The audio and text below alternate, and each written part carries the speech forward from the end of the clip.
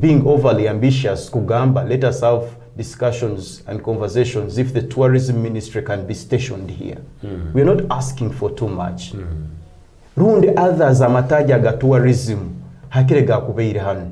Mungu eki nikiongera kuletereza omwijulirizo gwa abantu kwiza kusera as services ezimwe ezikuhebwa institutions and entities affiliated to tourism.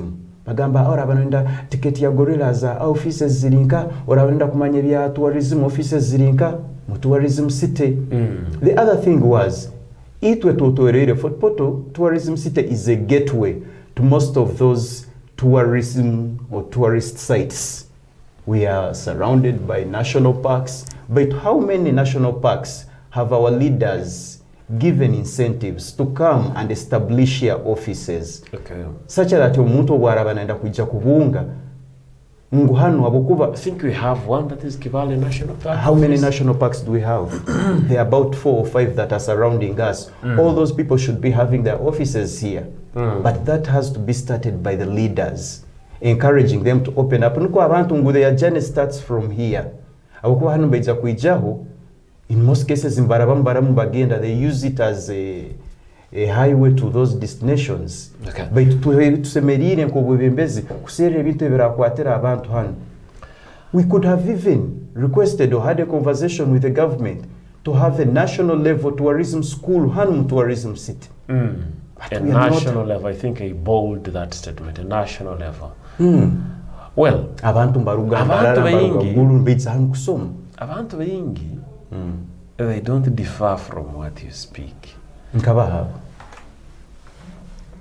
Abamu have a simple, don't want to speak about personalities because of their absentia. But the question is, ebintu bino iwe nogenda kukorota, how real can they be other than explaining and identifying a problem statement? Mechanism ziki omuntu yakondeza kumanyango omanyire abaikazi aborubugo rwa Fortpoto kinu nkisoboka nsoboka kutunga isomero nsobora kutunga kinu baitu tulemesiwa bwensongera neno kandi nkisobora kukora kiti na kiti. How are you going to put these observations, this problem statement into practicability koratatunga the right solution?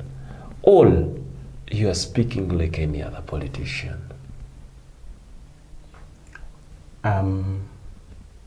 Ekintu eki nza kigaruka munti abantu bano tebalemera okutuwa ebintu ebi rundi kutunga ebintu ebi habukuba ngu tebabaire kangambira owe kibalemesezi either tebagondeze either butafaayo either tinkwenda kweta oba tuwete bunyeitima rundi butamanya tinkumanya habukuba atikankuoleke Fortpoto tourism city terhan mutoro. And I believe that the tourism city is not yabatori tuenkanangwa. It is a national project. Kinumbere mchigambira abantu. But the way we have projected it as leaders is what determines whether the government will be interested in it or not. Ebintu ebindi mnikugambira ebi, government is interested in them. Baitu itwe tutekereho uburyo bwokwenda kuoleka ngu muize ntuenda binu. Tuine minister wa tourism nzarwa ya Toro. State minister wa tourism nzarwa ya Toro. Have we the local leaders had a discussion with those line ministers of tourism? Are there documents that we can show? The previous budget, tourism was one of the big beneficiaries of that budget. They gave it an excess of 2 trillion shillings. Government ya manyira engiga ine zikuja kuihamu sente. Tourism is one of them. Toro oine tourism city. Oine tourism minister na state minister. Oli mwebembezi ya representinga tourism city. You have not had a conversation in as far as, let us say, even lobbying. Ebintu bitukubazahi. It starts with you. It starts with me. Mali iyo tarawalize na line minister ati Museveni yeke nawe nubwa kuturora na gamba rora abantu bange bana. Mali omuntu nkwere minister na kwa state minister na kwa Labor Day last year we didn't have any leader from Kabarole who spoke Labour Day last year. Leave that alone. Museveni wagenzere wabera yizire mu PDM tour. Abebembezi ba Ntoroka akabasanga Ntoroko. Ababundi bujjo akabasanga bundi bujjo. Abakasese akabasanga Kasese tonuko. Aba Fortv akabakorake. Kagamba mutembe basi mwijenka chegego. You can see our relationship with the presidency as leaders here. The question comes back to us as leaders. What exactly have we done? Where have we gone wrong? What right have we not done to have a working relationship, so to say? I think I'm limited by time, but we're going to be having more engagements with you. I would want to know, tuli mukaire ka politics abantu mbetaga sente abantu abamumbasana batemberwe mbandwa. Don't promote that narrative. Don't promote that narrative. But I have been talking to people. I have been having conversations with them. Eki kintu nkibatabura nabo kibagambaho.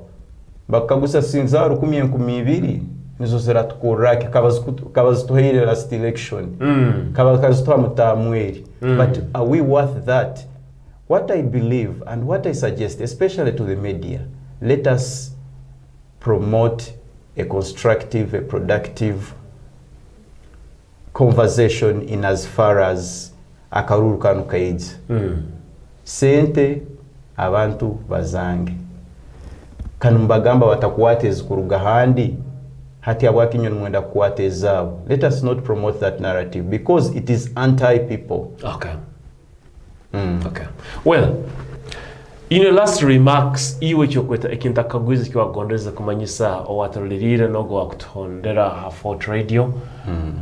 I know vinge vi mukagwiza kionka evikiro vingi think mukagwiza, but at least I know Muhenda is a dynamic person and tuja kumantongara ntunga evikaguzo evindi tuja one-on-one with him. You can keep on sending those questions you want to be clarified on about Muhenda's aspiration for member of parliamentary seat, Central Division for Port Tourism City. But in your last remarks, maybe wagondeze kugambira omuntu ebintakagwize just in a few minutes. I want to have Port Tourism City, especially these two people, the youth and the parents or our elders. The youth, the next 10, 15, 20 years, zanyu, abebembezi abakuru, abazaire baitu, they do not have that concern about it. The challenges are ours. And in order to have that stability, to encounter those challenges, we must start today.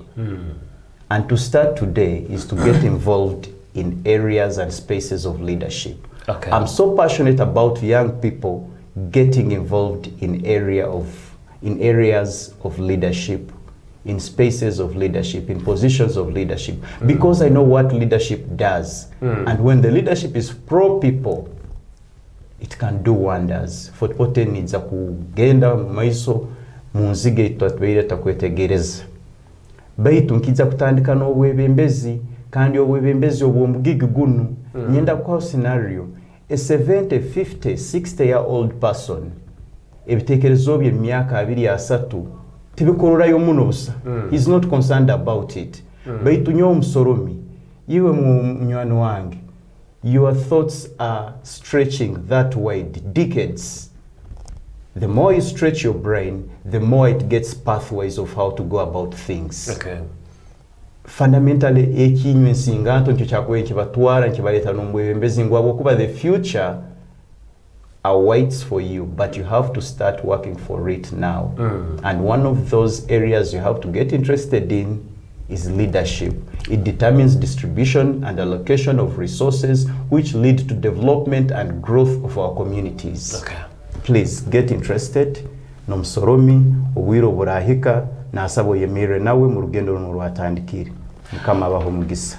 All right, nava studio nava nyina Mr. Muhenda Ronald omusoromi akandi ono ayolekerize kuba nagume bwakwe simba ntebe eya omukorasi omukurato kuro rihanga hawa isaza area hagati get the central division mu rubuga runo rubiya barambuzi rwa Fort Portal. Like I have said, questions have been given to him, but there are quite few. Veitu ni ngumi yangu tujja kwanga ntongo bwiro bunda habukuba ebyo kiranora nibyo ebingi. I wish I can say that I wish that Fortv is the determinant of the outcome of elections.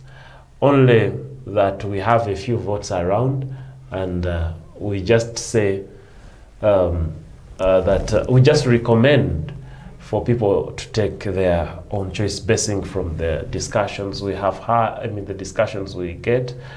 Kandi nimbasaba mumuhulirize kukiraho. To me, I think you deserve it. You deserve it. I'm really so humbled. A very good morning. Thank you.